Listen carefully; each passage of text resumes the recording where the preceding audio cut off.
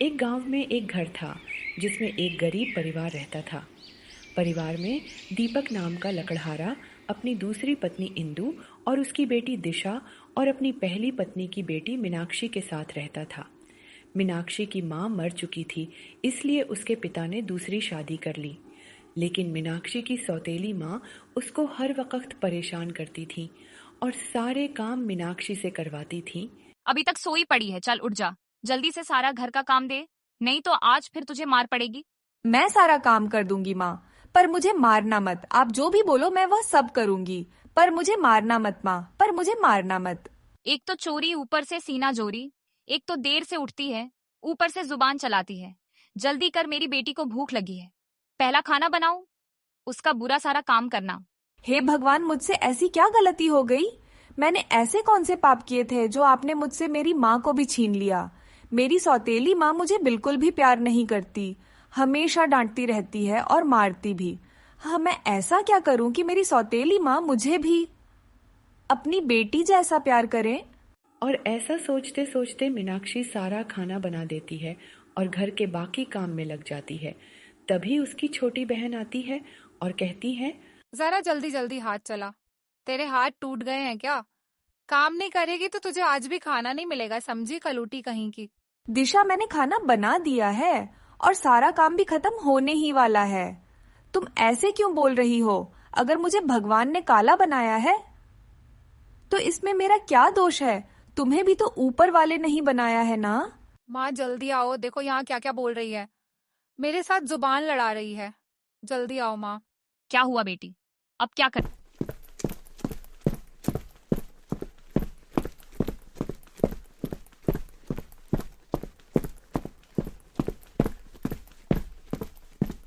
दिया इसने?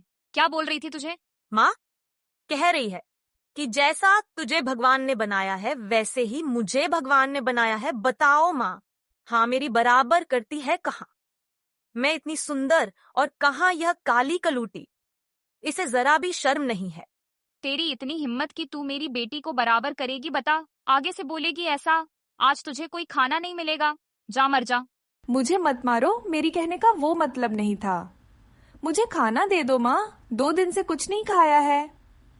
थोड़ा सा खाना दे दो, बचा हुआ ही दे दो। अब तो ये कमरे में पड़ी रह, मैं भी देखती हूँ कौन तुझे खाना देता है। दीपक ज्यादातर काम की वजह से घर से बाहर ही रहता था, क्योंकि वह लकड़ियां काटकर शहरों में बेचने जाता था। उसी दिन रात को माँ सपने में आती है। बेटी मीनाक्षी, 2 दिन से तूने कुछ नहीं खाया।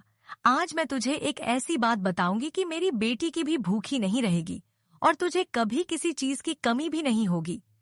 इस कमरे में एक मटका रखा है, तुझे बस इतना बोलना है।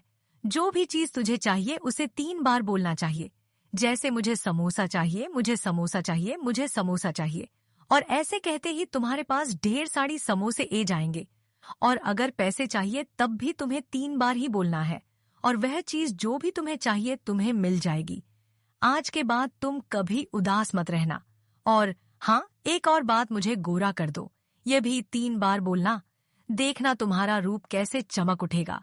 मेरी बेटी बहुत सुंदर दिखेगी। आज के बाद कोई तुम्हें काली नहीं कहेगा, पर हाँ, राज राज ही रहे। ठीक है बेटी, अपना चलती हूँ। जो मैंने कहा सब याद रखना और हमेशा खुश रहना। मेरा आशीर्वाद तुम्हारे साथ है। अचानक मीनाक्षी की आंख खुल जाती है और देखती है, हाँ तो एक सपना था। लेकिन जब वह कमरे में चारों तरफ देखती है तो उसे एक मटका सच में दिखाई देता है। वह मटके के पास जाती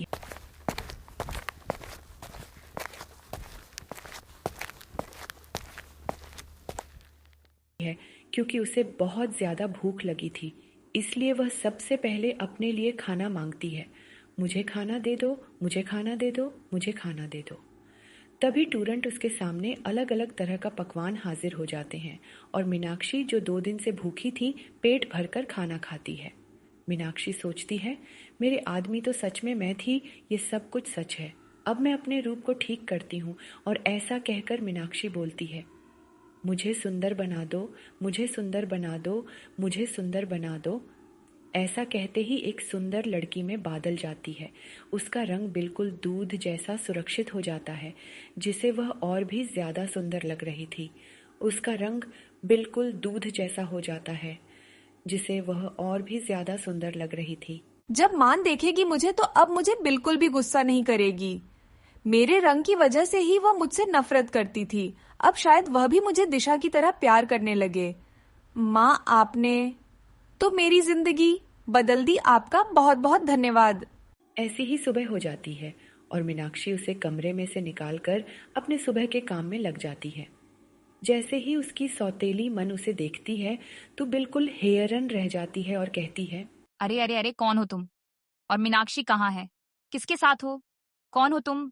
अरे माँ, मैं हूँ मीनाक्षी। आपने मुझे पहचाना नहीं देखा। भगवान की वजह से मेरा रंग रूप बिल्कुल बदल गया। अब तो आप मुझसे प्यार करेंगे ना? अब तो मैं काली कलौटी भी न रही। माँ, आप कुछ बोलती क्यों नहीं? हाँ, कैसा हो गया? मुझे तो यकीन नहीं हो रहा। जल्दी बता, ये कैसा जादू है? तेरा रंग रूप कैसे बदल गया और तू इतनी सुंदर कैसी हो गई? माँ, मैं सच कह रही हूँ। ये सब भगवान के आशीर्वाद से हुआ है। ये सुनकर सदमे में आ जाती है और सोचती है, इसे सच कैसे निकालूं? मार भी तो नहीं सकती, क्योंकि अगर मारा तो ये मुझे कभी नहीं बताएगी। ऐसा करती हूँ, प्यार से बात करके देखती हूँ। मीनाक्षी, बेटी ला, मुझे दे ये झाड़ू। मैं कर देती हूँ सफाई। तू आराम कर। खाना बना दिया है, जाकर खा ले। तुझे भूख लगी है ना? तूने 2 दिन से कुछ भी नहीं खाया है। नहीं माँ, मैं कर दूंगी सारा काम। बस आप मुझे प्यार से बात करो, मुझे अच्छा लगेगा। मैंने बोल दिया ना बिटिया, जा जाकर खाना खा ले। और मेरे लिए भी लिया, दोनों साथ में बैठकर खाएंगे। सुनकर मीनाक्षी की खुशी का ठिकाना नहीं रहा। वह खाना लेकर आती है और उधर से दीपक भी अपना काम खत्म करके घर आता है और देखता है कि उसकी पत्नी और बेटी साथ में बैठकर खाना खा रही है। देखकर बहुत खुश हो जाता है और कहता है, क्या भाग्यवान, क्या तुम दोनों ही खा लोगी या मेरे लिए भी कुछ लाओगी? जल्दी से खाना ले आओ, मुझे बहुत भूख लगी है। हाँ जी, अभी लाई। आप भी हमारे साथ खा लीजिए। बेटी तू खुश तो है ना? तुझे कोई परेशानी तो नहीं है? नहीं पिताजी, माँ मेरा बहुत ख्याल रखती है और मुझे बहुत प्यार करती है। मुझे किसी बात की कोई दिक्कत नहीं। सभी खाना खाकर सो जाते हैं। सुबह दीपक फिर से काम को निकल जाता है।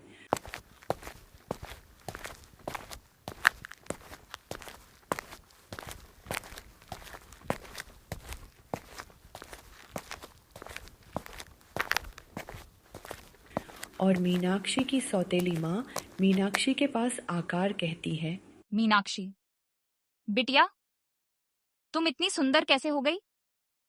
कुछ ना कुछ तो बात जरूर है। क्या राज है? तू मुझे बता सकती है। मैं किसी से नहीं कहूंगी, लेकिन मैं तो तुम्हारी माँ हूं ना। बताओ बेटी। मैं आपको बता दूं, लेकिन राज बोल दें से सब कुछ खत्म हो जाएगा माँ।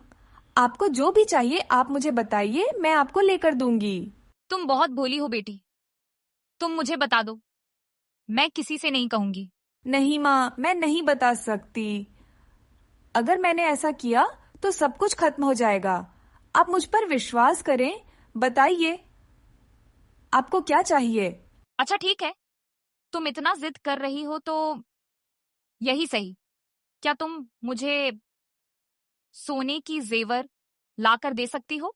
हाँ, क्यों नहीं, मैं लाकर दे सकती हूँ। आप यहीं रुकिए, मैं थोड़ी देर में आती हूँ।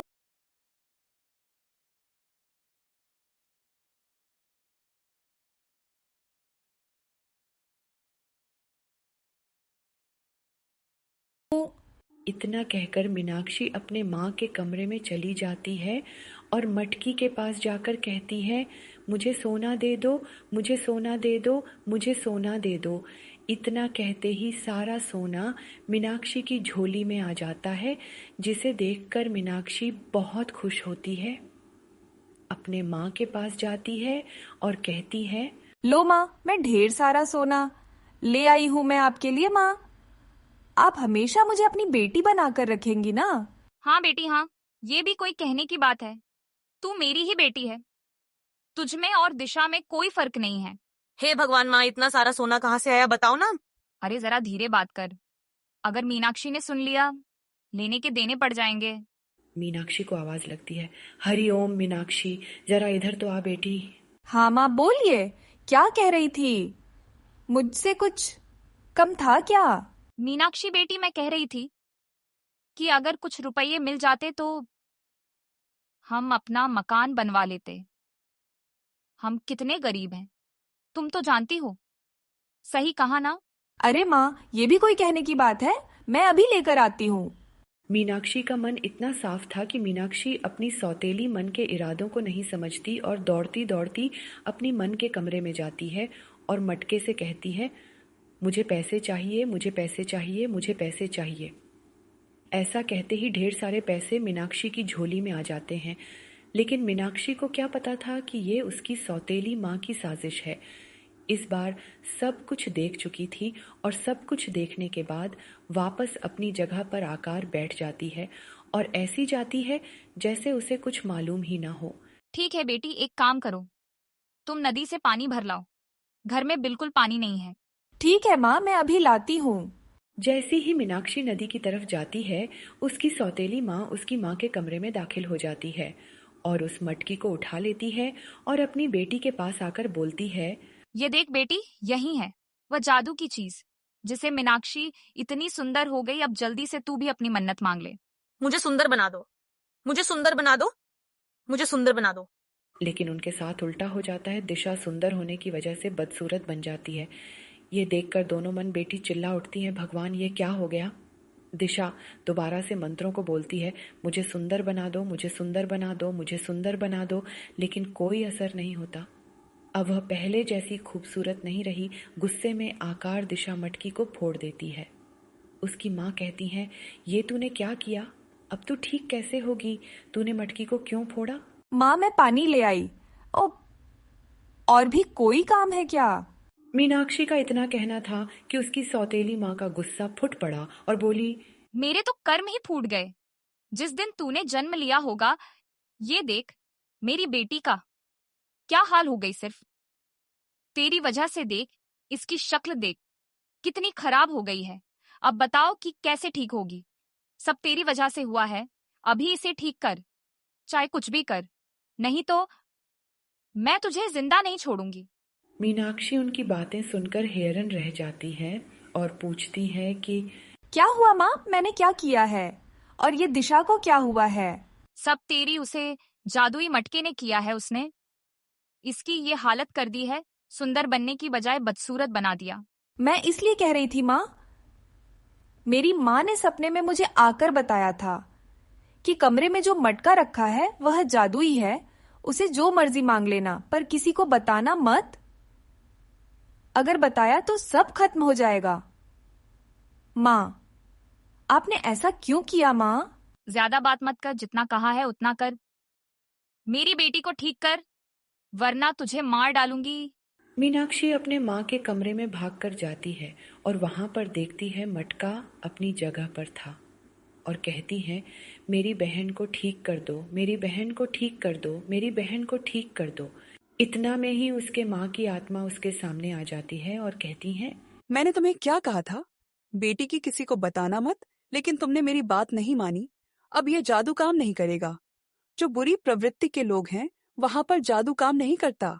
लेकिन कोई तो तरीका होगी कि दिशा ठीक हो जाए और पहले जैसी हो जाए। हाँ, एक रास्ता है। अगर वह वादा करती है कि वह आंदा तुम्हें नहीं तंग करेगी और अपने लिए माफी मांगेगी, तो वह बिल्कुल ठीक हो सकती है। जाओ, जाकर उन्हें बता दो। माँ दिशा को माफी मांगनी होगी और आपको भी कभी मेरा साथ बुरा नहीं करेगी। अगर आप ऐसा करती हैं तो दिशा ठीक हो सकती है, वरना इसके अलावा कोई चारा नहीं है। जल्दी कीजिए माम।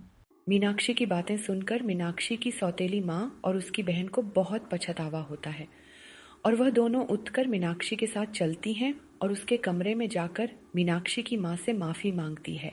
बहन, हमें माफ कर दो। मैं मीनाक्षी को कभी दुखी नहीं करूंगी। अपनी बेटी से भी ज्यादा प्यार करूंगी। मेरी किए की सजा मेरी बेटी को मत दो। हमें माफ कर दो। तुमने एक माँ की आत्मा को दुखाया है। मेरी बेटी को दुख देकर तुम्हें क्या मिला? अरे बेटी तो बेटी है, तुम्हारी हो या मेरी। माफ कर दो बहन, माफ कर दो। थोड़ी ही देर में दिशा पहले जैसी सुंदर हो गई। उसके बाद दोनों बहनें मिलजुल कर रहने लगी। इस तरह पूरा परिवार खुशी खुशी रहने लगा। सिख, अगर किसी को खुशी नहीं दे सके तो किसी को दुख भी मत दो। धन्यवाद।